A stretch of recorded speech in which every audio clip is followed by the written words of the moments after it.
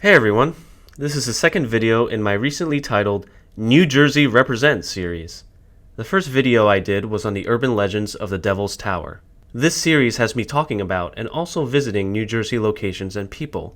I've been fascinated with the urban legends growing up here, and in this episode I want to talk about Shades of Death Road.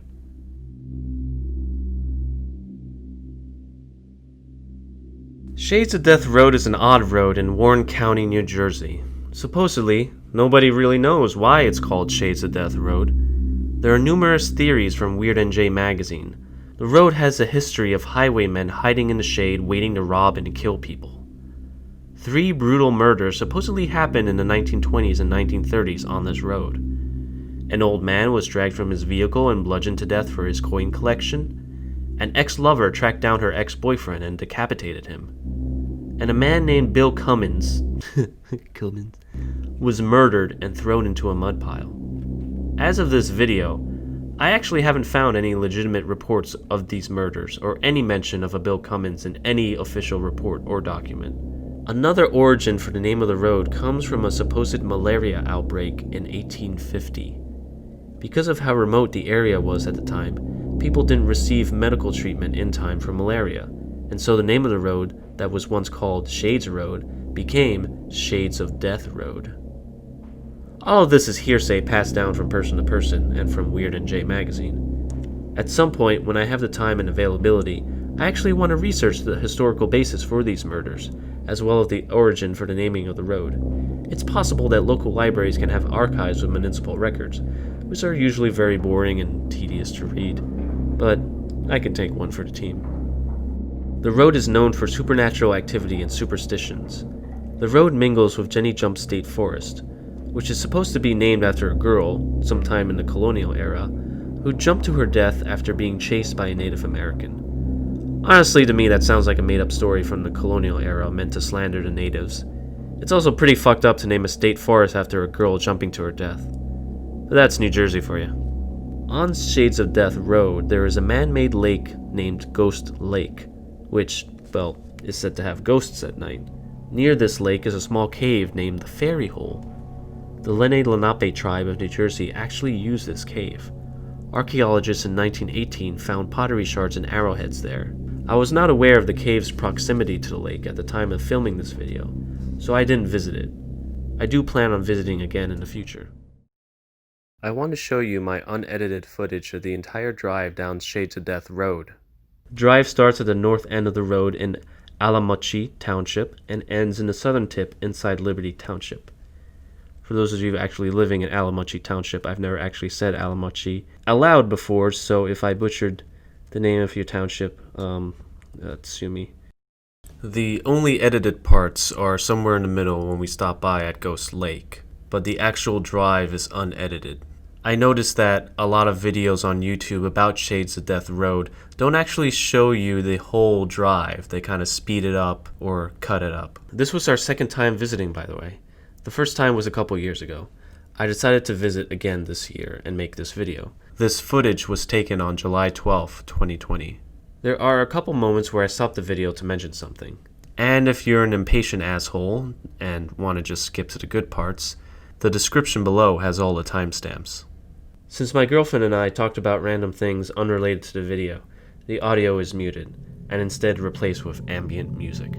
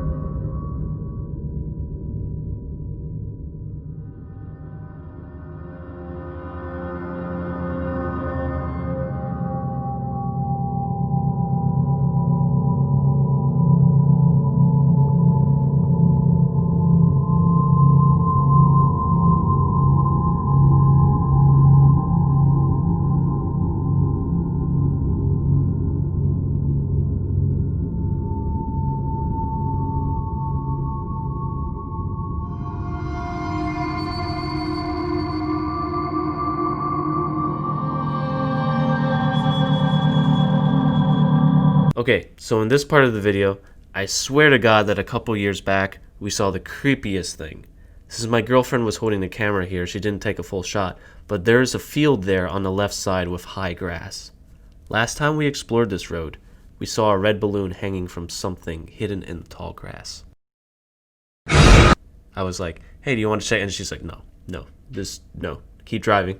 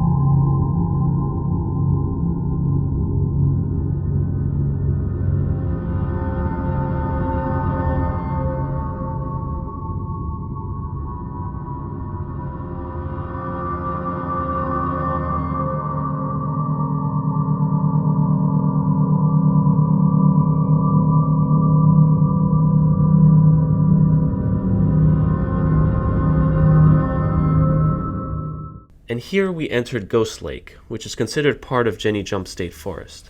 The rest of the state forest is accessed either through walking along the cliffside there, or driving to the end of the road and to the main entrance.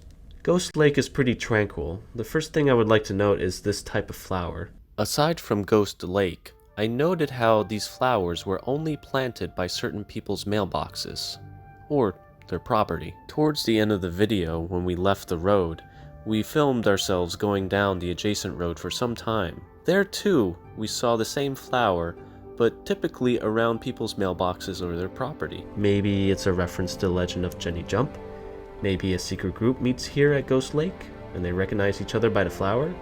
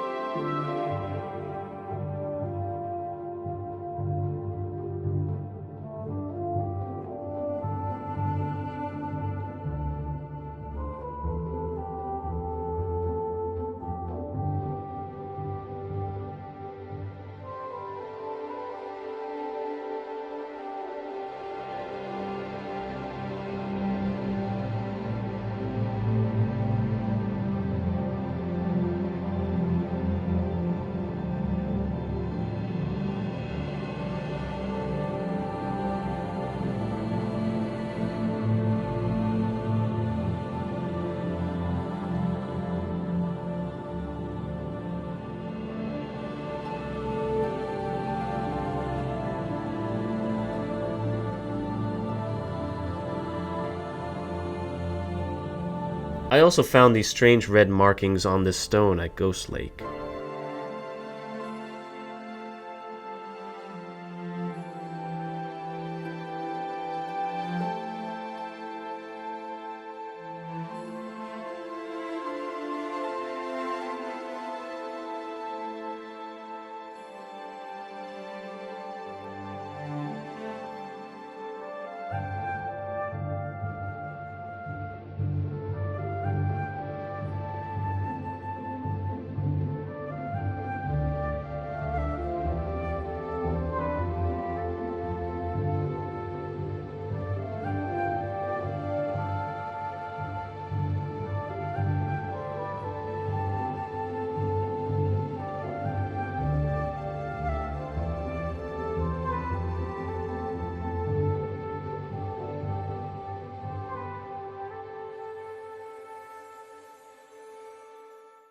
The red markings also appear on the gravel near where we parked my car. No idea what it's from or what it means. I just thought it was weird and notable to record. This particular red mark on the gravel is in the shape of a pentagon. I don't know, Pentagon, Illuminati, something conspiracy theory.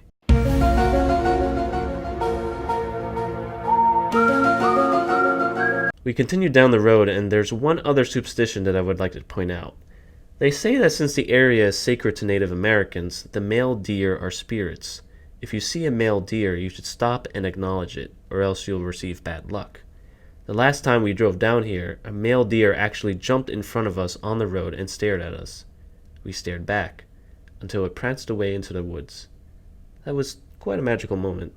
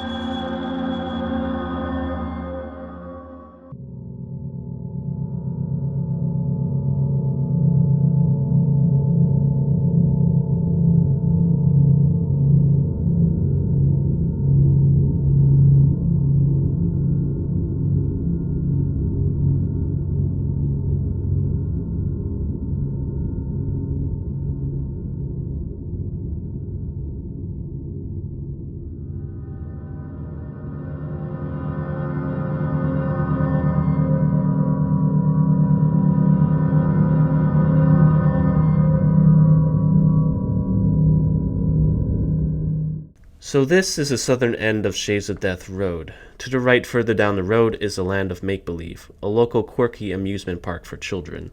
I only ever went there once or twice when I was really little. I bring it up because there's a story someone submitted about the Land of Make-Believe in Weird NJ. You can even read about it in Weird NJ Volume 2 on page 246. This brief paragraph says, "At the Land of Make-Believe, they not only claim to have the cliff that Jenny jumped from, but also the house that she and her family lived in.